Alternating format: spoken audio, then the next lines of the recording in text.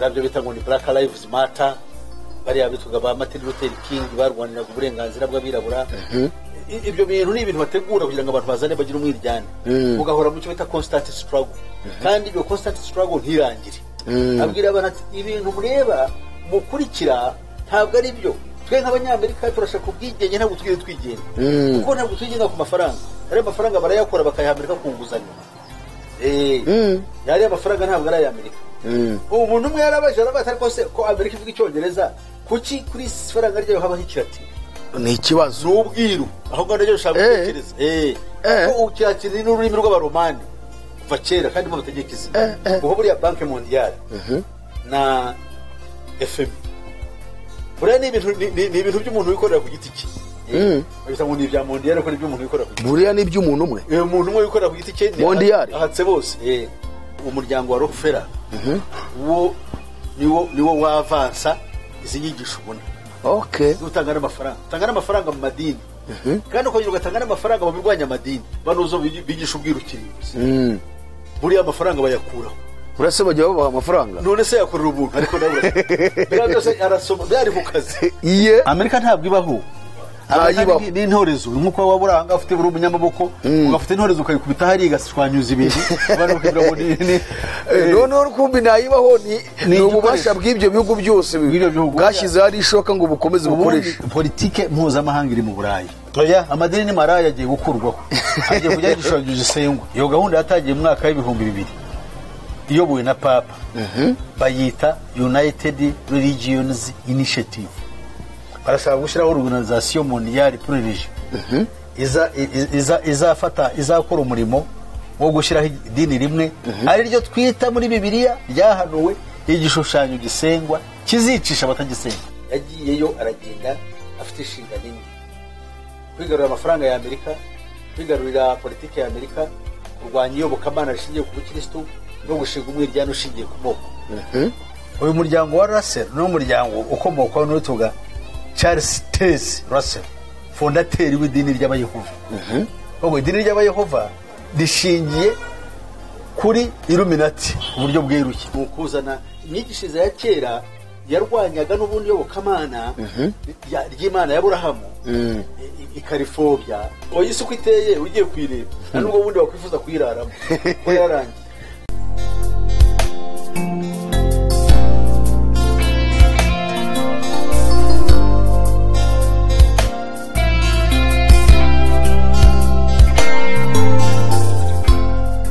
Turashima Imana yongeye kuduha uyu mwanya kugira ngo dukomeze tuganire ku ijambo ry'Imana, tuganire ku bintu bimwe bigiye bitandukanye biri hirya no hino ku migabane igize isi. Reka rero tubasuhuze mwebwe abakurikirana AYALONI TV, inshuti zacu mwese, yaba bari hano mu gihugu cyacu cy'u Rwanda, abari muri East Africa, haba tugiye wenda za Uganda, za Kenya, tujya tubona abantu badusuhuza n'abadukurikirana. Abarundi turabasuhuje, abatizedi, abakongomani nabo bariyo turasuhuza, bari hirya Zambia, Mozambique, Zimbabwe, Malawi, mwese mudukurikira. Imana ibahe umugisha. Hanyuma dufite inshuti nyinshi ziri Norway, tukagira abari muri USA. Amahoro y'Imana abane namwe, abari France, Belgique, Imana ibahe umugisha mwese abakurikirana ubutumwa bwiza tubagezaho. No muri Australia twabonye baramaze kuboneka abadukurikira, Imana ibahe umugisha. Hanyuma uyu munsi rero turagarutse imbere ya kamera ya AYALONI TV nkuko bisanzwe, kugira ngo dukomeze dufashanye mu rugendo, twubakane, turebe ko twazagira mu bwami Yesu agiye kudutegurira. Uyu munsi rero ntabwo twaje twenyine, murabizi ko tugenda tubategurira abakozi b'Imana batandukanye mu biganiro bitandukanye, kandi muzi ko intego yacu ari ukumenya ibyanditswe byera, tumenye ukuri, hanyuma ukuri kutubature duhinduke abana b'Imana. Akaba ariyo mpamvu dukunda kwiga ibintu by'ubuhanuzi cyane, ngo tumenye ibihe dusohoyemo, tumenye n'uko twitwara. Uyu munsi rero twabazaniye umukozi w'Imana kugira ngo dukomereze mu murongo wacu w'ibi bihe by'imperuka, ibi bintu tubona mu isi bigenda bidusohoraho tukagira ngo ni ibintu bisanzwe, nyamara ntago ari bisanzwe kuko byarahanuwe. Kubwiyo mpamvu twabatumira umukozi w'Imana ugiye kudufasha kudusobanurira bimwe mu bintu biri hano mu isi, imwe mu miryango ikomeye iri hano mu isi tubona tubona rwose isanzwe ariko ifite izindi mbaraga ikoresha ndetse n'izindi strategy nyinshi bakoresha kugira ngo abantu bandure barusheho kwijandika mu bibi bazarimbuke. Reka noneho badufashe bahindukize kamera hanyuma bamutwereke tumwakire. Pastor turakwakiriye mu izina rya Yesu. Amina. Ndibwira yego nishimiye kubana namwe. Nishimiye kubana n'abakurikira AYALONI TV. AYALONI TV. Nishimiye uburyo ibiganiro byatambukira bira ko byafashije benshi. Maze nanjye rero Pastor Musisi yego aba nkora mu bivugabutumwa by'ubwami bwa Yesu Kristo ugomba gusimbura ubwami bw'inyamaswa ya kane butegeka isi kugeza ubu nk'uko byahanuwe n'umuntu w'Imana Daniel. Yego kandi nanone aba nkora ubushakashatsi byitwa alternative theory kuvuga ubundi buryo bw'imyumvire y'ibibera ku isi nyabyo. Yego kuko akenshi dukurikira icyo twita professional rating cyongereza kuvuga ibyo duhawe n'inzego za zitegeka isi zirimo itangazamakuru zirimo za leta na systeme yose y'isi. Akenshi baduha ibyo bashaka ariko tumenya ariko ubwiru nyabwo bujyanye n'ibikorwa mu ibanga nabo kandi biganisha kurimbuka kw'abantu b'isi byose tukumenya. Yego ni nk'urwo ibyo rero nibyo nigisha alternative theory mu yandi magambo nibyo twita stigmatized knowledge. Abantu ubumenyi bw'isuzuguro bw'abantu batitaho cyangwa bw'abantu bacira ifudu. Ubwo nibwo bumenyi rero aba n'ubushakashatsi muri ibyo kandi aba dukora n'imbavuye yigisha n'ubuvuzi bw'ubwami. Pastor murakoze cyane, Imana ibahe umugisha kandi twishimiye kuba muba mwumviye ubutumire bwacu. Pastor Peter Musisi ntabwo abantu barakuzi benshi kuko urumva haba ufite ministeri y'ivugabutumwa ukagira ivugabutumwa ukora kuri social media. Jewe nagiye nkumva kuva kera cyane nko kuri radio iherutswe guhagarikwa yitwa Amazing Grace. Nagiye nkumvaho cyane rwose ukorana n'abitwa barikora n'abandi banyamakuru bakunda gukoreraho ibiganiro. Hariho inyigisho zimwe warwanyaga rwose nagiye mbikurikira n'ayandi masedo wagiye usohora inyigisho zitandukanye mikore ya Illuminati byose twagiye tubikurikirana n'ubutumwa utambutsa kuri radio Umucyo. Imana ibahumugisha cyane no kuri channel yanyu. Hanyuma rero twagutumiye kugira ngo n'ubundi udufashe utubwire Pastor, iyo turebye tukabona muri iki gihe hari ibintu byinshi tubona tukabifata nk'ibintu bisanzwe ariko mu by'ukuri ku bana b'Imana basoma ibyanditswe byera babana n'Imana bo barareba bakabona ntabwo ari ibisanzwe. Satani nta handi azadufatira mu buzima bwacu bwa buri munsi kandi afite imiryango myinshi bakorana ikomeye ku isi. Akaba ariyo mu bintu twagutumiriye ariko ugira iki dusobanura kuri imwe mu miryango iri hano mu isi y'ibikomerezwa ikomeye cyane ikunda gutegura ibintu ducamo mu buzima tukabifata nk'ibisanzwe ariko bo bafite impamvu babiteguye. Rero tuguhaye ikaze kugira ngo ugire icyo dusobanura kuri iyo miryango. Numva hariho imiryango myinshi ariko cyane mwebwe mutubwira ko cyane imiryango izwi cyane ikomeye ni imiryango yize nko kuri 13. Mwadufasha noneho mukadusobanurira. Murakoze. Ubundi hari iyi si kuva yabaho igenda ibaho ibintu binyuranye ariko ikintu tuzi cya kera kuba kiba kuri iyi si ni ibintu bibiri bikomeye. Uwiteka Imana yaremye byose hanyuma n'umwanzi wabyo ari we Satani. Rero Satani abantu iyo bivuze Satani abantu ntabwo bamenya ibyo ari byo. Bibwira yuko cyakora kubera igihe ikintu gitsinze gihinduka umuco ikintu cyose kibi nyine bakita Satani bakita Satani se kibi koko Imana aho gakora ibyiza. Yego ariko ikigora umuntu uko umuntu yisanga ari ku ruhande rwa se kibi. Yego mu mikorere wenda mu mivugire akumva yakwitirirwa w'Imana aba yanayubaha akaba yanayambaza ariko imirimo ye yose isohora muri ikaba ari ya Satani. Yego bityo akaba afite ishusho cyangwa se akaba afite kamere ya sekibi muri we. Umugambi w'Imana rero muri Kristo Yesu bari ugucungura umuntu ngo ahawe kamere y'Imana.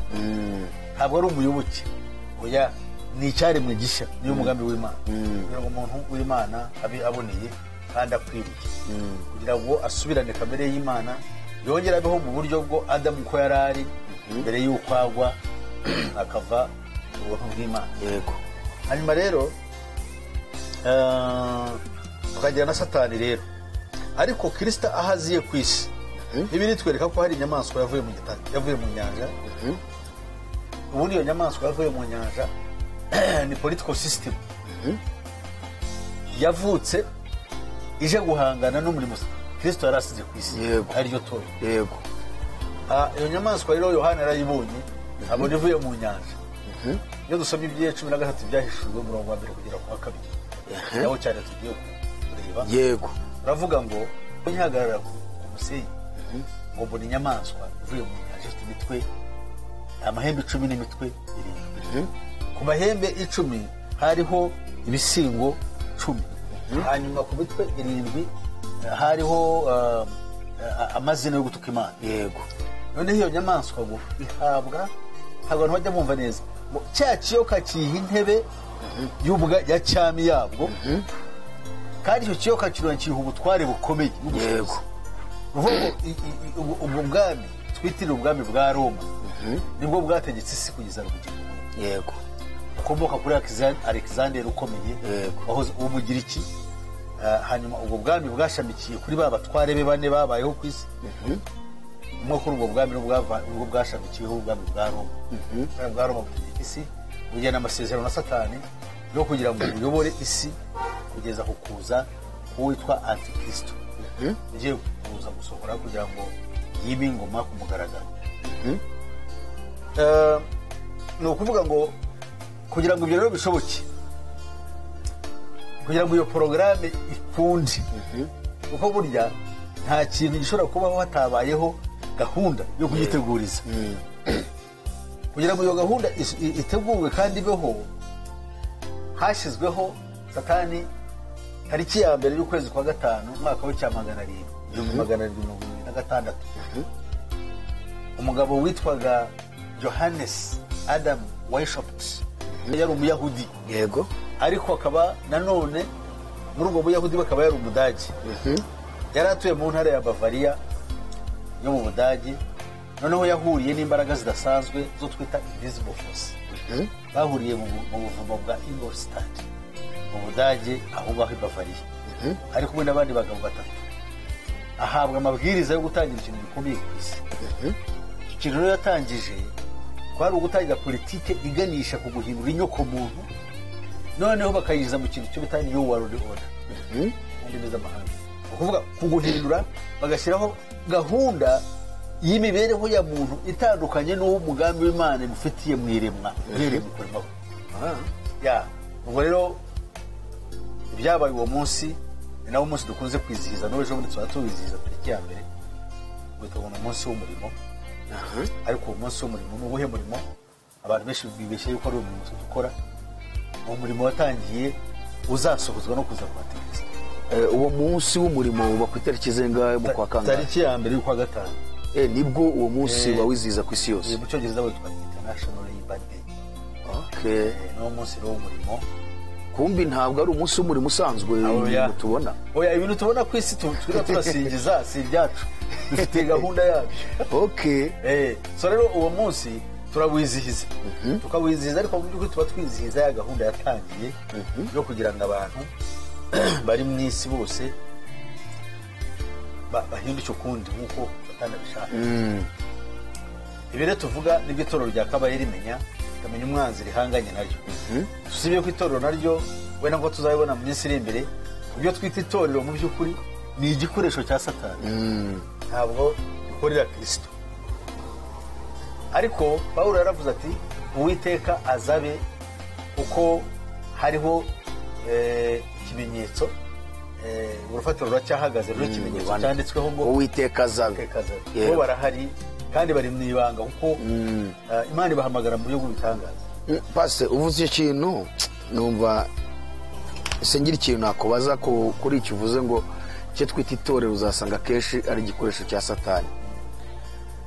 Nagiye nkurikirana kenshi nkabona bimwe byitwa amadini, abantu bashinga amadini, ariko ukabona batangiye bafite nk'intego y'ivugabutumwa ngo bavuge ubutumwa bwiza, ariko wakurikira wasesengura nk'umuntu w'umuhanga mu byanditswe byera ukabona ya ntego siyo barimo, ukabona bafite ibindi bintu bagendereye, ahubwo ukabona ni n'abantu, ukabona rya dini ribaye nk'irifunga ubutumwa bwiza ngo butamamara ngo bugende ku isi yose, kandi abantu babona ngo ni itorero. Ako niko nshaka kugira ngo mudusobanurire kuri cyo waruvuze ngo hari icyo twita itorero, ahubwo wareba ugasanga ni igikoresho cya satani. Ubundi itorero ryakabaye rigena umurongo wo guhamagara itorero ko bariyobora nk'uko byanditse mu Baroma ngo ese Yesu bamumenye bate?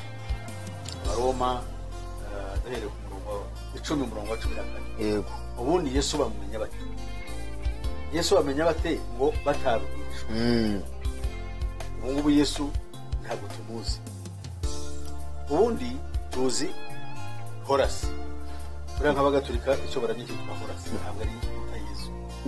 Oya, ntabwo abantu baba babizi ntabwo ari Kristo. Natwe Kristo abaprotestant bo bavuga nawe, nubwo initially ari we bashatse gusubiraho, ariko nyuma y'igihe bamuvuyeho ntibaga. Bivuga ngo Yesu ntabwo ubundi imikorere bakora, umuntu akagenda ngo agiye kwiga teologiya, akaza akaba gusenyera akabiki, ntabwo rero akaba bishopu kuko yishakiye akazi, yishakiye kubaho. Ahubwo umuntu aratoramo. Yego. Bamenya bate batabwirijwe? None se habwiriza nde atatumwe? Ntiwatumwe wajya kubwiriza uti ibyo utazi, kuko umuntu atumikira shebuja. Niyo mpamvu rero iyo ugiye kuvuga ubutumwa se, ubwo butumwa ugiye kuvuga niba gutumye wabuhawe nande? Wabuhawe nande? Ari umutware w'utuga rw'Agataraka yabaga hariya ngo yapfuye mu nduga. Yigeze kubaza musenyeri haryo ukora iki mu Rwanda? Ati naje kuvuga ubutumwa. Atari ko kubonye hashize igihe uwagutumye uburyo yagutegereje ntiyahebye.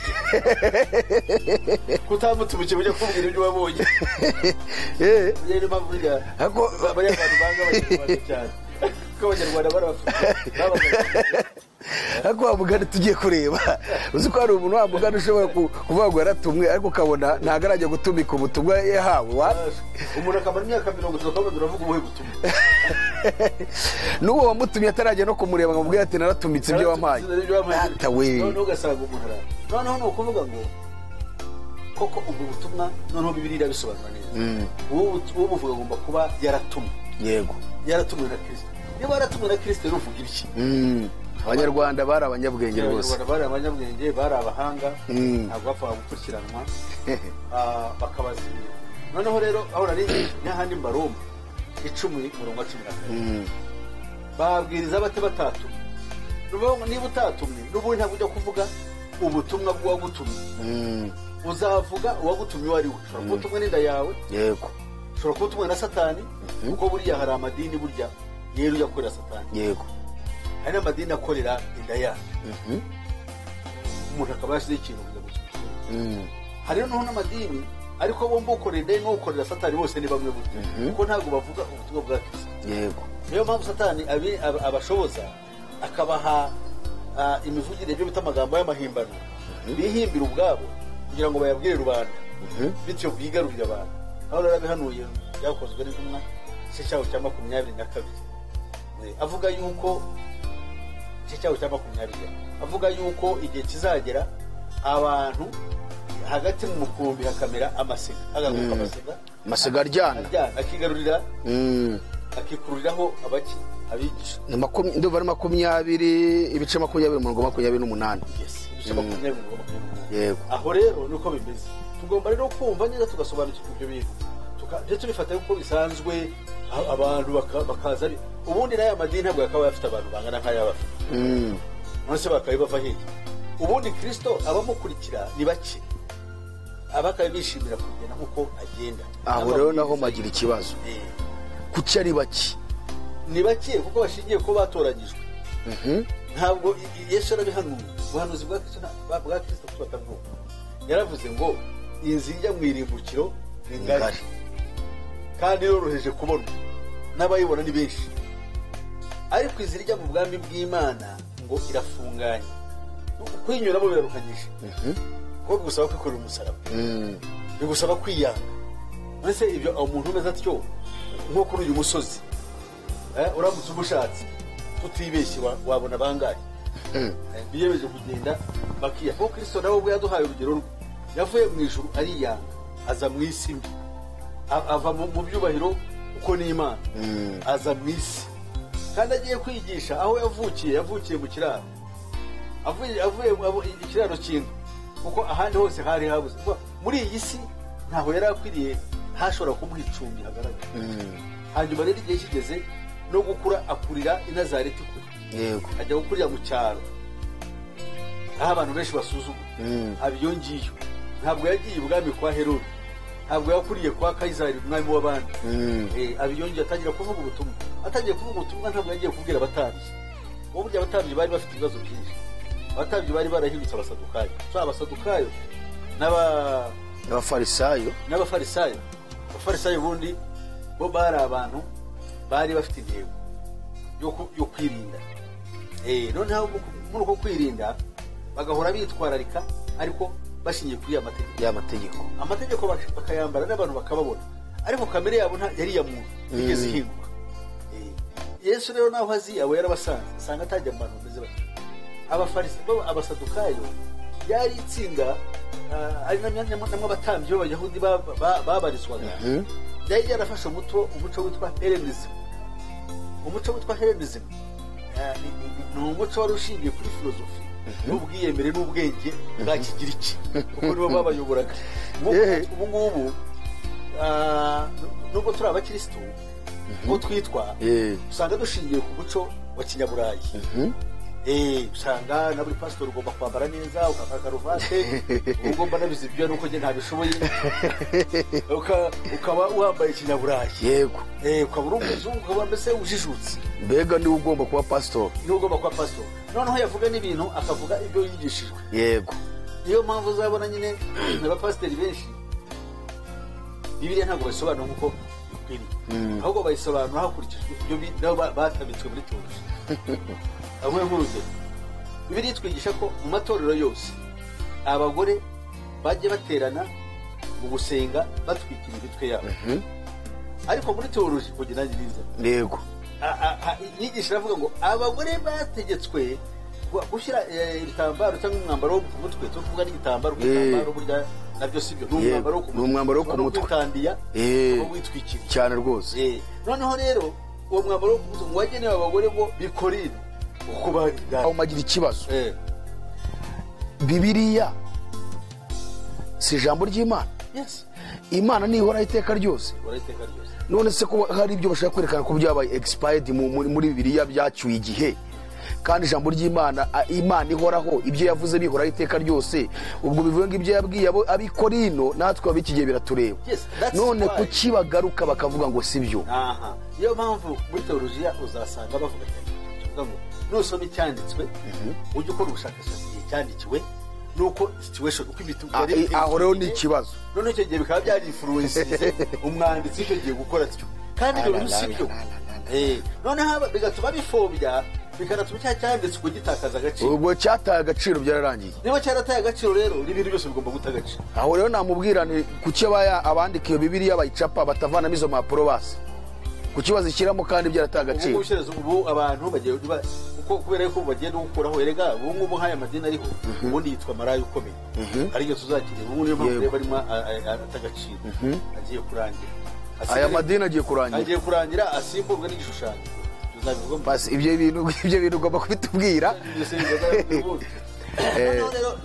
Uramaze kuvuga kuri ibyo bintu, ubwo ndashaka kugira ngo nyine tugende tugushe kuri Illuminati.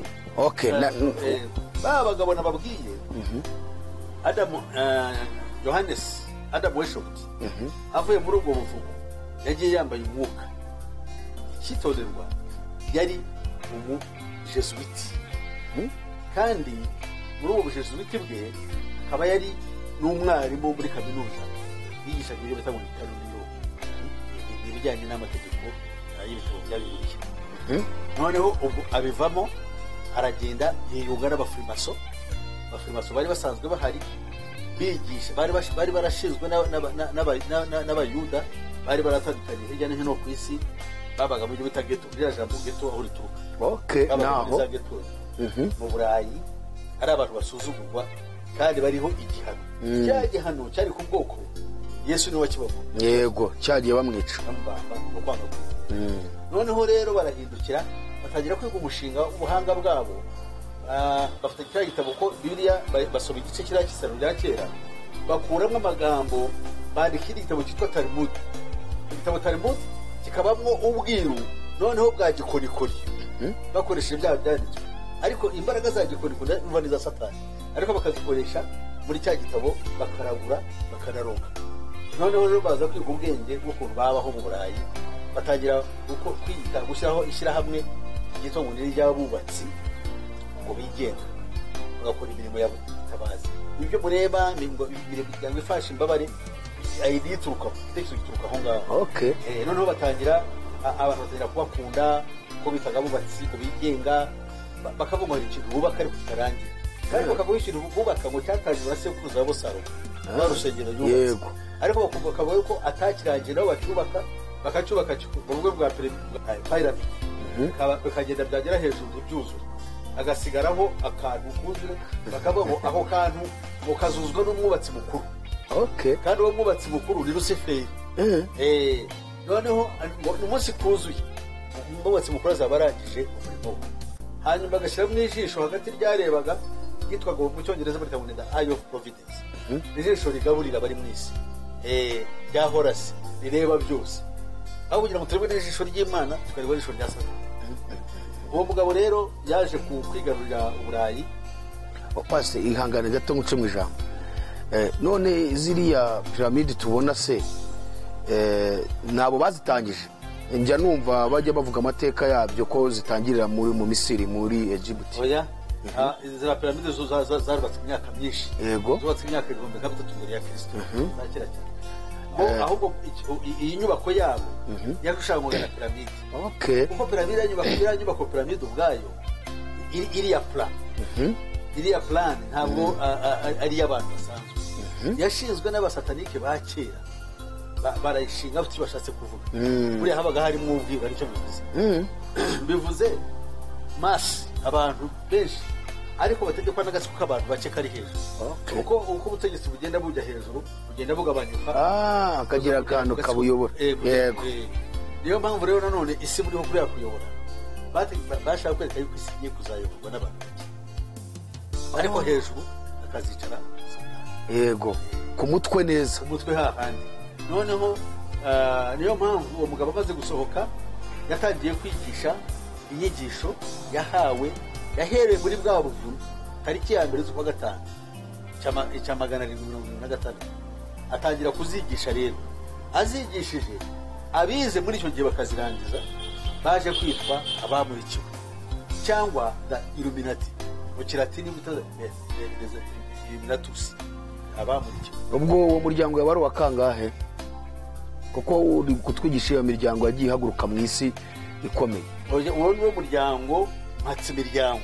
Okay. Rero imiryango yose tuzaza kureba iyindi miryango nyine tuzayibona, ikorera mu Burayi, ikorera muri Amerika, ariko yose ni amashami.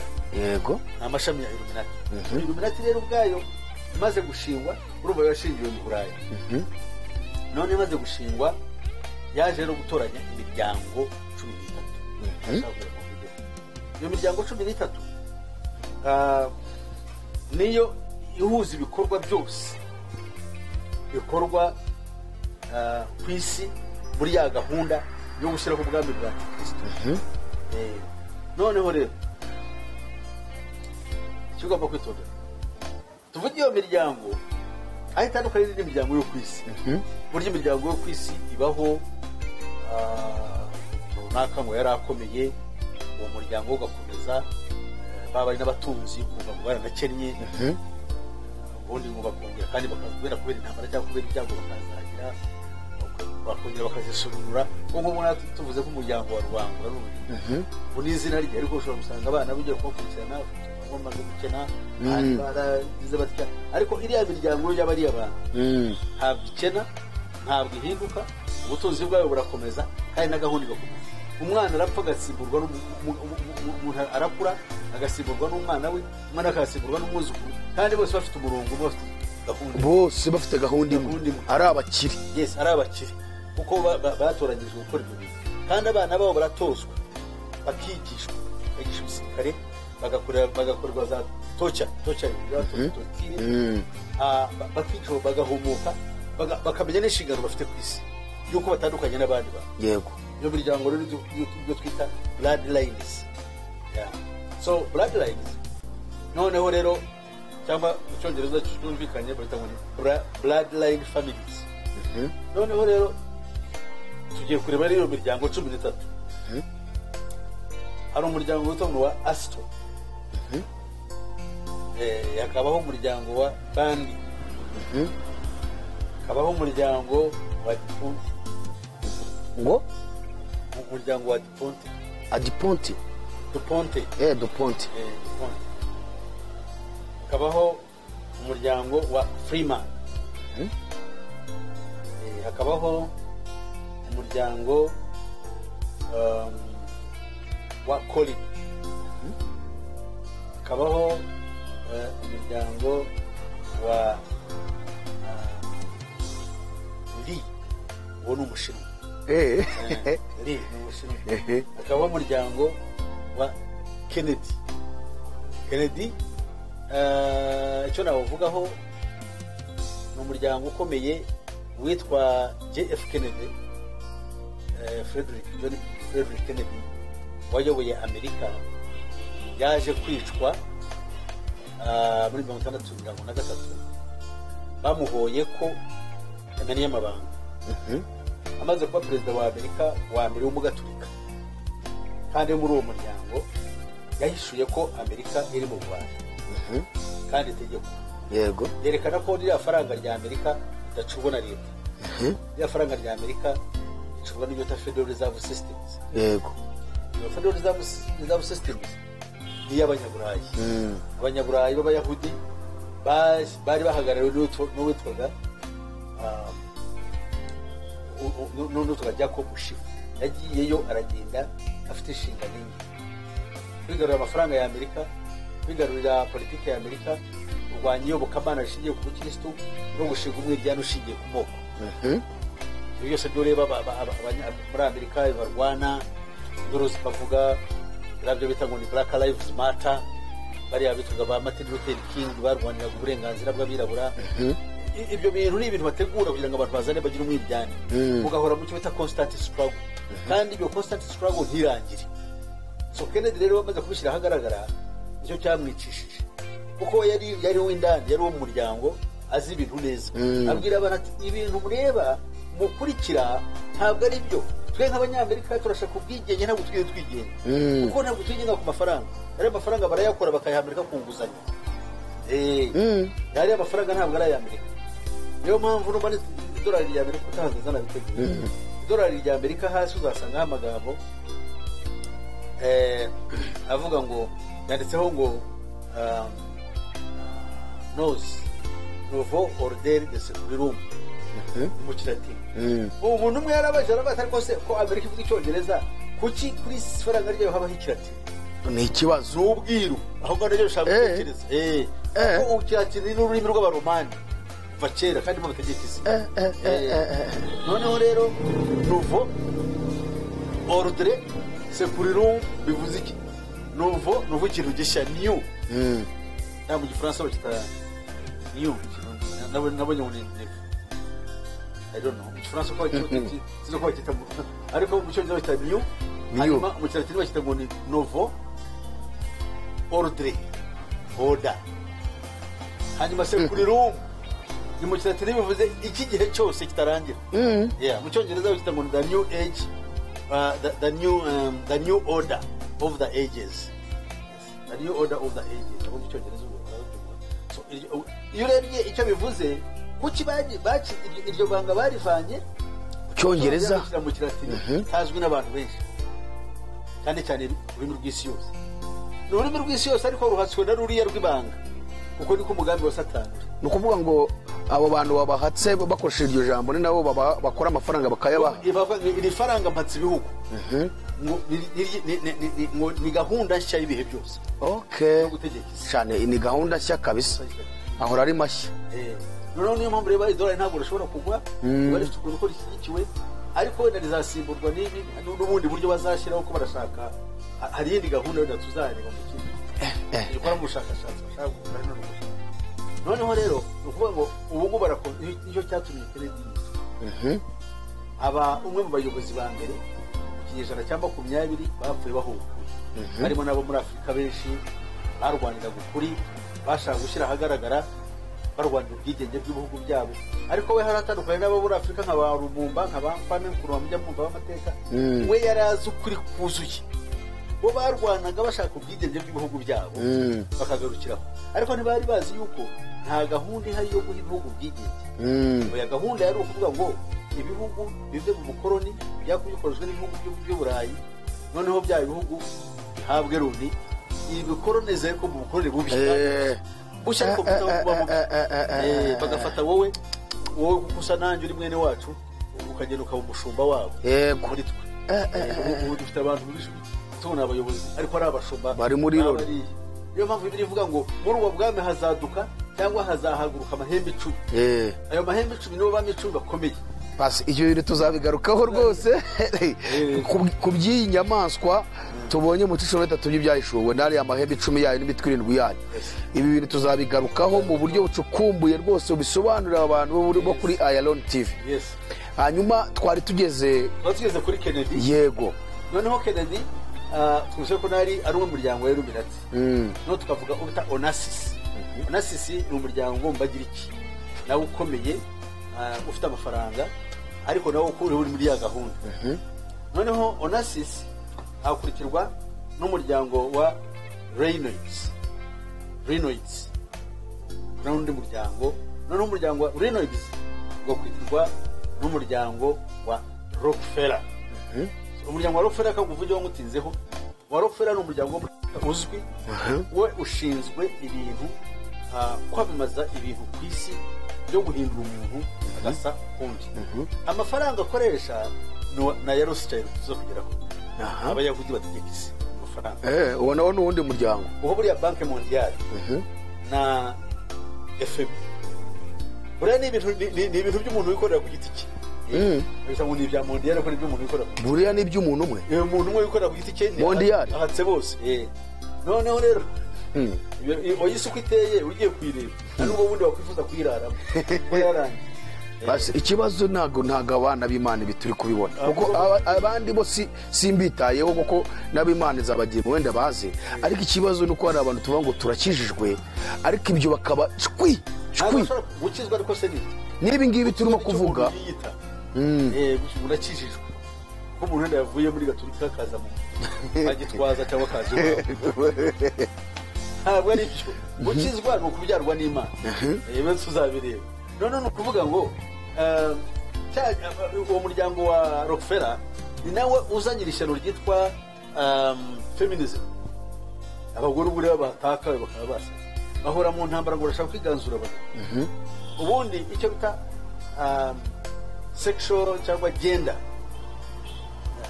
mu Cyongereza hari ibintu bagenda bitandukanye, hari icyo twita gender equity. Cyo cyakabaye kibaho, ni ukuvuga ngo ubutabera ku bitsina byose. Umugore ukaba warengerwa n'amategeko, ahera amategeko kurengera. Ibyo ni urugero nk'uko bavuze yuko umugore umwana w'umukobwa ashobora kuba nawe yagira umugabane mu byase, ubundi ho kari akarengane. Akagira umugabane mu byase nawe akagira uruhare kuko ni umwana uvuka muri abo bantu. Noneho ibyo byari byarabayeho na bene Selfihadi muri Bibiliya turabazi yuko baburanye bose nawe akabaho uburenganzira, barana umugabane wabo kabisa. That's what you call gender equity. Kandi mu mategeko ntabwo byari byemeye ku gitsina gore, ntabwo byari byemeye, ariko baraburanye Imana irabemerera. Ibemerera kubera impamvu Imana iravuga ngo baburanye by'ukuri. Yego, kuko nta muhungu wari waravutse wabo. Ariko dushobora no kuba nubwo haba no mbaho uko bakobwa nabo muhungu basigaye baruha kurongorwa, ubundi baba baraga narongorwa iyo yarongowe niho azagira ati niho azakura umugabane none se aramutse atarongowe aramutse asananiwe yajya hehe kera babashyiragaho ngo akantu k'uburushyi kuva yuko nyine azaza kuruha ariko ntagire umugabane ntagire icyo arongo yego ibyo rero kuba umuntu abirebyemo nta kibazo kiba kirimo ariko iyo bavuze genda ikorite biba bitandukanye na genda equity so genda ikorite bavuze ngo umugore n'umugabo barangana kandi bajya gusaba ugasanga ikigamije isuku noneho batangana ikigamije ahubwo ni uko ubutware bw'umugabo bukurwaho hakajyaho ubutware bw'umugore kandi ibyo bintu biracuramye Bibiliya iravuga ngo uwo mutware azagenza uko ashaka kandi iby'ukuri byose azabijugunya hasi iyo genda yaje se ikaba ishyirwaho n'uwo muryango uvuze ko ari umuryango witwa ngo Illuminati niyo yawushyizeho ariko umuryango wa Rockefeller niwo wavansa izi nyigisho ubona utanga n'amafaranga mu madini kandi ukongera ugatanga n'amafaranga mu birwanya amadini nk'abantu bigisha banuzo bigisha ubwirukirizi buriya amafaranga bayakuraho urase bajya babaha amafaranga none se yakorera umuntu ariko nawe biriya byose arasoma byari mu kazi wagenda ugatanga amafaranga kuri radiyo radiyo ugira ngo ibihenda nagize ngo radiyo niye ni ibintu byose tuba tuzi akagenda agakora akazana ibitabo byanditswe n'abafilozofi byanditswe n'abahanga bakomora inyigisho zabo mu buryo taginotisimu ubuhanga bwahozeho kera ubwabagira ikibakira numva ari filozofi njye namuteze amatwi uriya mwene data nakunze kumwumva ariko nkumva ni filozofi ikomeye iri hejuru tujya tubyita neoginotisimu ni ukuvuga ni ukuzana inyigishirize ya kera yarwanyaga n'ubundi yobokamana ry'Imana y'Aburahamu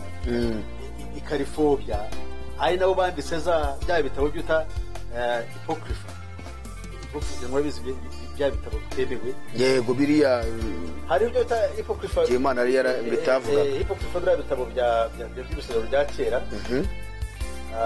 abagatolika barabifite ariko hariho ni hypocrypha y'ibitabo mu isezerano rishya uzumva bakubwira ngo hariho ivanjiri ngo ya Petero ivanjiri ngo ya Mariya Magadalena ivanjiri ya Yuda Isikariyote ibyo nabyo birahari ntabwo nari mbizi birahari ubu nabyo barabisoma bari abantu barabisoma n'ibyo bagenda baheraho ababyanditse ibitabo bashaka kuvangira gahunda y'ubutumwa bwiza uko yari aho rero baje gutsindwa Imana yo igenda ijambo ryayo kabisa nta kintu itakoze kugira ngo dukize nibyo noneho rero ibyo ngibyo kabireke tubaruke kuri uwo muryango ufinansa abo bose abo nibo bafinansa kuri aba bantu byagenda byose yes noneho rero ukora n'ibindi biro bintu byose tugenda tubona bishya hariho uwitwa George Soros nawe we ntabwo ari umuryango ahubwo n'undi muherwe washamikiyeho washize kohereza amafaranga kuzana gutwara amafaranga kuri ino mitwe y'ibyihebe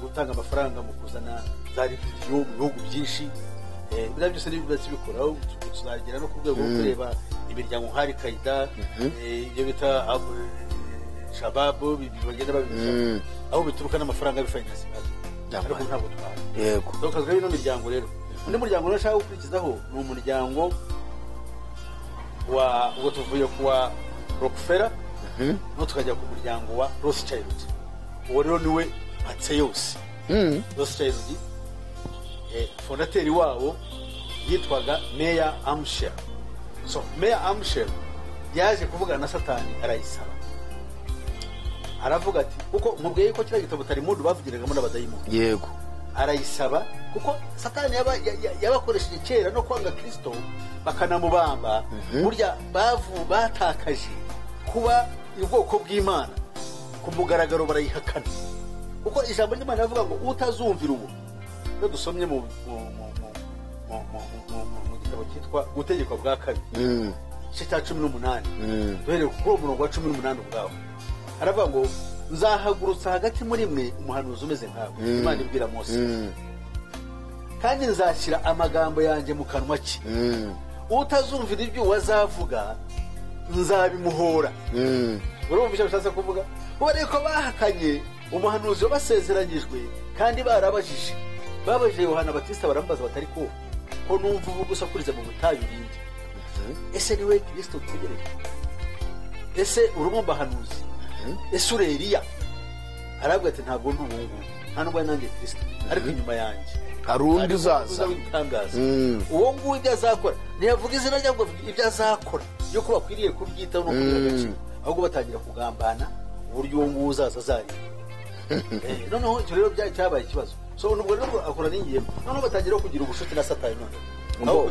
aho kugira pase no uyo Rothschild ni abayuda ni umuryango w'abayuda ni abayuda ariko bafite ubwenegihugu bw'Ubudage kandi abayuda nta nubwo bakivuga ngo barabaha bo isi yose bazi yuko ari ibyabo bo bazi yuko twebwe batwita erugoyimu bivuze ngo ni nk'abantu twe ntabwo batubara nk'abantu turi nk'abantu niyo kubonye usenga ntabwo akwegera ariko Imana usenga ntaho uhuriye nayo ntabwo bemera yuko muri Kristo Yesu twese abari mu isi Imana ku mbabazi zayo yaraduhamagaye bagenda bavuga ngo umunyamahanga ntakwiriye kuza mu iteraniro ry'abantu kuko ni nk'abantu iyo abonye usenga yibaza icyo usenga kirakomeye nibo bantu bemerwa n'Imana mbere bemerwa n'Imana kandi bamaze ko numva se bakurana na Satani ahubwo none se si byo kuko ubundi uyu muryango utubwire neza kabisa ubundi umwuka w'Imana niwo ugomba kwereka Imana iyo ariyo so none cyo nashaka kuvuga dore ngiki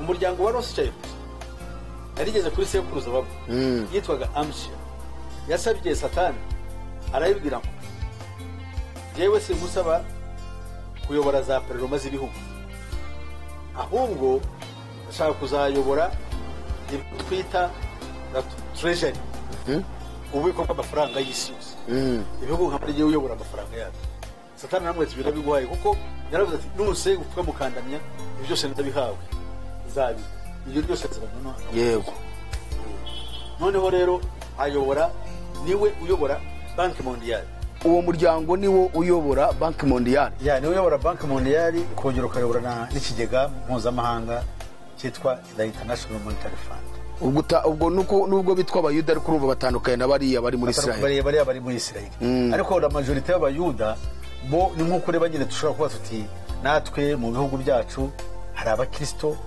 bihaye kuko Imana babyawe n'Imana hakabaho n'abandi nyine bihaye isi bari bitiriwe ubukristo ariko atari bo yego nabo rero niko bameze hanyuma rero ku bindi uwo tumaze kuvuga uwo muryango tuzawusesengura utature n'ibyo ukora bindi imirimo yawe migari none pase yego tuzabisobanura ariko ubwo jewe nkurikije ko numvishe gatoya tujya twumva ko byanga byakunda igihe itorero rizava mu isi antikristo aribwo azagaragara kugira ngo aze kuyobora isi ariko twakwinjira mu mateka cyane Bibiliya igaragaza ko antikristo agomba gukomoka mu Bisirayeli mu muryango w'abayuda antikristo ubwe ntawamenya neza hazaturuka kuko antikristo ni Satani ubwe uzinjira uwo muntu ahubwo turareba gusa inzego zirimo zimwubakira ako niko navugaga kuko azaza acyana ashaka Isiraheli kandi Isiraheli iracyategereje Mesiya ashaka gutegeka isi ahubwo mu ntambara ya Armagedoni Isiraheli izamuhakana bivuze ngo ntabwo ari wowe w'Imana yacu twategereje none ariko icyo nashaka kumenya antikristo ntazamanza kuyobora Isiraheli muri cya gihe azaba ayoboye isi yose azayobora n'imyaka 10 n'igice ubwo Isiraheli yamwemera ko ayobora kandi atari Mesiya kuko ntabwo azabaza isi igiye kujya mu ntambara ikomeye intambara kandi intambara y'agatuye isi yose tuzayivugaho ishingiye ku madini icyo gihe abantu bazababara uzazana amahoro abantu bose bazamwakira ariko nashaka kwita Imana n'ikibazo kizazira yego nkomeze uwo muryango turavuze wa Rothschild noneho uwo muryango ukurikiraho ari wa 12 umuryango wa Russell uyu muryango wa Russell ni umuryango ukomoka n'utuga Charles Taze Russell fondateri w'idini ry'Abayehova ubwo idini ry'Abayehova rishingiye kuri Illuminati uburyo bweruye umuryango Abayehova yabajyaga bose uyu munsi bakayibahunga bakavayo ariko ntibikunda kuko barabaswe uriya muryango sibyo ko nari madina fondation Satani niwe washinze uwo Charles Taze Russell ni fondateri muri n'umuryango wa Illuminati ni nawe washinze idini ry'Abayehova uwo ufite inshingano zikomeye cyane muri iryo shami mu iyogezabutumwa ryo guhakana Kristo kandi barabafinansa agahakana n'ubumana bwe. umva barafinanswa cyane nabibonye. Yes. Noneho umuryango wa 15 we wa nyuma n'uwo nguwo washyizweho cyangwa uyobowe n'utwa Van Dunen. Umuryango wa 13. Yeah. Van Dunen we ari mu Budage. Mu Budage kandi afite imbaraga. Tuzahera ngo turebe Ubudage uburyo arirwo ikidage ari cyo rurimi ruvugwa muri Illuminati. Ari naryo gihugu kizakomera kurusha ibindi. Ubudage. Kuko Amerika, Uburusiya byane ibikoresho. Ariko Ubudage niho cyicaro. Urasa Amerika izagira himanuka Ubudage buzamuke. Amerika ntabwo ibaho. Ni intorezo nkuko waburanga ufite buri umunyamaboko ugafite intorezo ukayikubita hari igaswanyuza ibintu abantu bakibira ngo ni no kumbi nayibaho ni ububasha bw'ibyo bihugu byose bwashyize hari ishoka ngo bukomeze bukoreshe politike mpuzamahanga iri mu Burayi. Okay, nibo butegeka amafaranga n'ubutegeka ibintu byose nabo ufite amasezerano akomeye ya Antikristo. Baze n'ukuntu Amerika bavuga ko ari cyo kintu gikomeye cyane ahubwo ku isi. Ashwi na Amerika iriyo ariko okay hariyo ubutunzi nuko umese waba ufite isambu yawe urumbuka. Sibyo se? Yego. Ikera imyaka myinshi kurusha ibindi. Ariko nibivuze ngo iyo isambu irigenga ifite nyirayo. Niko bimeze rero na Amerika niko bimeze. No kuvuga ngo iyo miryango yose mutubwiye 13 ni imiryango yose yashinzwe na Illuminati. Yes. Niyo yashinzwe na Illuminati ariko nayo yavansa cyangwa iteza imbere mbega ikora ibyo Illuminati ishaka byose. Yes, niyo miryango 13. Ibikorwa byose bikorerwa hano mu isi niyo miryango bijyana politike bijyana imibereho bijyana na programu nk'ibi tubona tuzabivuga wenda ubutaha nk'ibyo intego z'ikinyagihumbi twese twirukanka inyuma n'umurimo wa Satani. Urumva n'amadini kandi arimo tuzabura by'amadini noneho ugere mu 1908 yijwemo akazana n'ubita ngo ni ecumenism. Buriya amadini nta kibaho ngo communisme ecumenism ubumwe bw'amadini ubundi si buriho buriya buriho ariko hejuru ntabwo dusengera kimwe. Ibyo ntibabishaka n'ubundi ahubwo duhurira hejuru bagakora ikintu kimwe muri siri bagahuza n'inzego z'ubuyobozi butegeka isi. Se pastor buriya bizigera bibaho ubundi ko amadini yose ahuriza hamwe ku kintu kimwe. Oya amadini ni maraya agiye gukurwaho agiye kujya gishobora gisengwa. Arabajya bavuga nyine iyo kiminisme babajye bavanga izabaho iyabiriho cyangwa izabaho se kandi amadini ureba yarangiye. Ndabona nanjye arimo kugenda arangira. Ahubwo gusa yo ikikora abayayobora hejuru no bazwe niba bashaka kuzicara bagiye kuzashyiraho idini rimwe. N'ubu hariho movement cyangwa hariho impuruza yitwa interfaith movement igamije guhuza ya madini kugira ngo bashyireho idini rimwe. Iyo gahunda yatagiye mu mwaka w'2000 iyobowe na Papa bayita United Religions Initiative. Barashaka gushyiraho organisation mondiale pour religion izakora umurimo wo gushyiraho idini rimwe ari ryo twita muri Bibiliya ryahanuwe igishushanyo gisengwa kizicisha abatagisenga. Guki basi murakoze cyane. Reka tubwire abakunzi bacu abari badukurikiranye kuri AYALONI TV ngira ngo murumva ko dufite byinshi byo kwiga kandi kwiga no guhozaho. Burya ugeze mu rwego rwo kumva ko wamenye ubutaramenye ukwira ibyo agakwiriye kumenya. Niko na Pawulo yabwiye abakorino yaravuze ngo nta burya wibwira ko hari icyazi aba nta cyazi ukurikije icyo yaragakwiye kumenya. So nukuvuga ngo rero kwiga kwacu ni guhozaho cyane kugira ngo tubashe kumenya uburyo twitwara muri iyi si kuko ubu nk'ibintu tuba tuganimba numva ko Satani ise ayifite mu biganza bye gutya koko. Uzi ko hari abantu benshi pase batabyemera ko Satani ise ari uyoboye neza. Hari abantu benshi batabiha agaciro ariko ukurikije nk'ibyo bintu nk'iyo miryango unteye amatsiko yo kuzayumva neza buryo uzatubwira buri muryango ibintu ushinzwe ukora hano mu isi. Buri muryango ibyo ushinzwe ukora hano mu isi kugira ngo abantu bumve ko ibintu byinshi tubamo hejuru aribo babiyoboye kandi abo babiyoboye bafite undi bakorana nabo witwa Satani. Twe tukabibamo twumva ngo ni ibintu bisanzwe nyamara twarinjiriwe kera tutabizi. Imana ikwiye kuturengera kandi ikaduha kuyegera no kuba maso no kutumenera amabanga menshi. Amen. Ya, murakoze cyane rero, Imana ibahe umugisha. Reka turarike mwebwe abari badukurikiranye kugira ngo ubutaha muzongere mukurikirane ikindi kiganiro. Pastor turi kumwe, hanyuma reka dufashe adusengera Imana, ariko nawe aho uri ubwira Imana ngo Uwiteka ndakwinginze komeza kunsobanura mu bwenge bwinshi mbashe gutambuka muri isi ntiyanduje. Ya, murakoze. Imana igumugisha mbere yuko dusenga. Nari nabibwiye, ariko hari umuntu ushobora kugira amatsiko akavuga ati ibintu yavuga simbyumva, akavuga angeraho ko simashaka kugira ngo umuntu avuge ukunda, ahubwo ashaka kugira umuntu ambaze. Yego. Niba cyari inginga muhire nanjye nisobanura kuri we. Ya, so telefone yanjye ndanwa rero ni 0788